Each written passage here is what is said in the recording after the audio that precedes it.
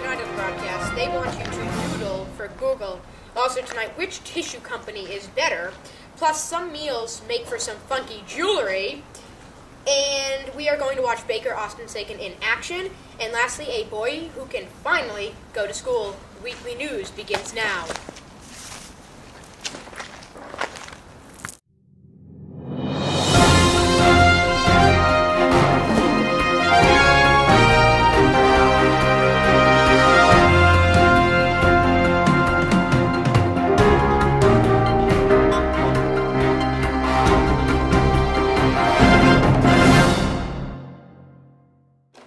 Today is February 18th, 2011. I am Mason Sagan, once again, second broadcast.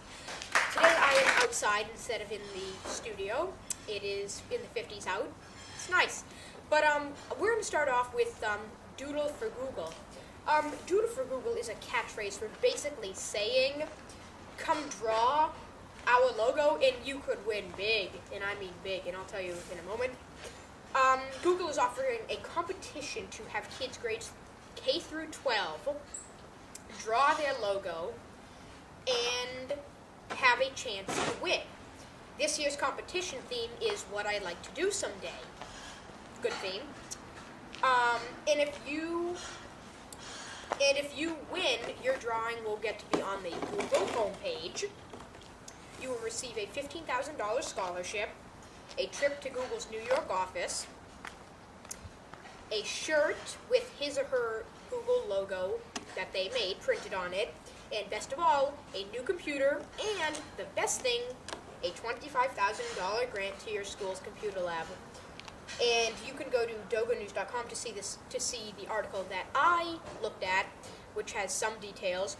And also if you want to see the official rules and details, you can go to www.google.com/doodle for Google. And now we are going to go to the tissue issue. Can't wait till you hear this. Most brands these days are very soft. Some of the leading brands are Kleenex, Puffs, and your local supermarket brand. But have you ever really thought which brand is better? Well, I found out that my opinion is that Kleenex is a little softer than Puffs. And I have also found out that Stop and Shop tissue boxes only have 65 tissues when Kleenex has 100 tissues. I'm not too sure. And it's the same size box. I'm not too sure why. I'm going to try to do a little bit more investigating. And I would also love to hear from you to see which box you think is better. And we will take a break out here, and when we come back, we will get a check of the weather.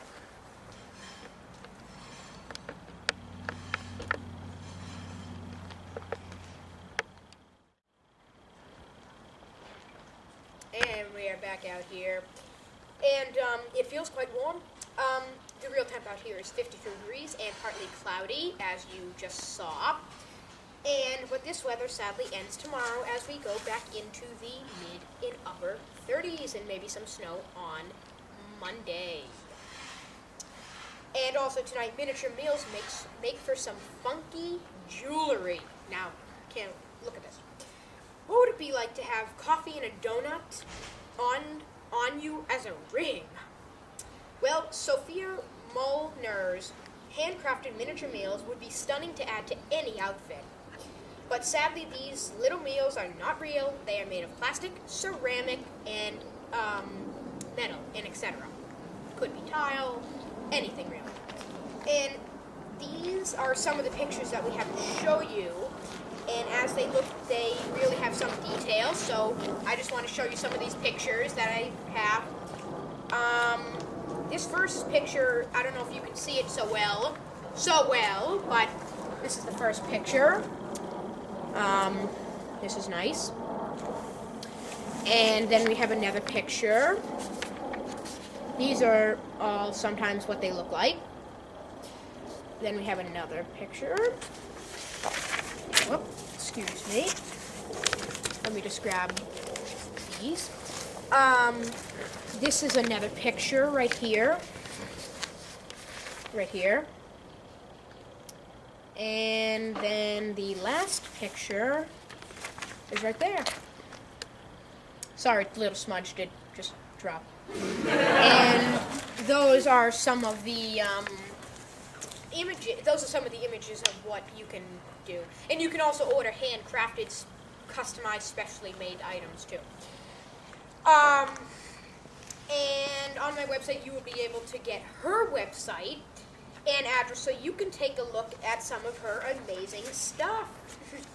When we come back, we will join Austin Sagan as he shows off his talent.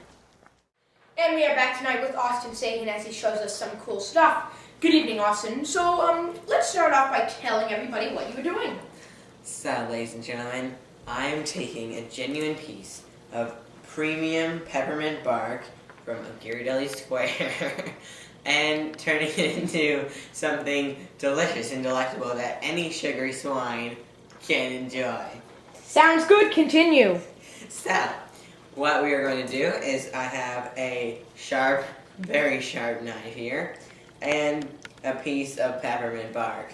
I have already pre-cut it into quadrants or scored it into quadrants. It's still one piece of bark. I'll put it down on the table. I'll put my knife over it, and this is partially teaching you some knife skills. So you want to put your hand on it, with like make a fist, put it on it, and you also want to have your fingers on the end rolled under. You do not want to have your thumb out like this. Don't have your finger like this. So put it down, put it under, and rock. There, you made your first cut. Turn, never pick it up yet. Put it down. You never want to do what you think professional chefs do, as they take the knife and slam it down. That is no way to act. You also don't want to be waving the knife around. Put it down. Your knife's your friend, your throat's your friend. Don't make the friends fight. So put the knife down on the score mark, hand down, and rock with it. Now you have 4 pieces of genuine chocolate squares. You see there's 2 layers of this peppermint bark. So I'm going to need to cut that in 2 very carefully by stabbing it. And there that goes. Genuine piece of peppermint bark, ladies and gentlemen. Ghirardelli Square. This is good. This is good. Thank you, Austin, for coming, and I hope it will help you guys in the future. And when we come back, we will talk about a kid who can't go to school, though in some way he can.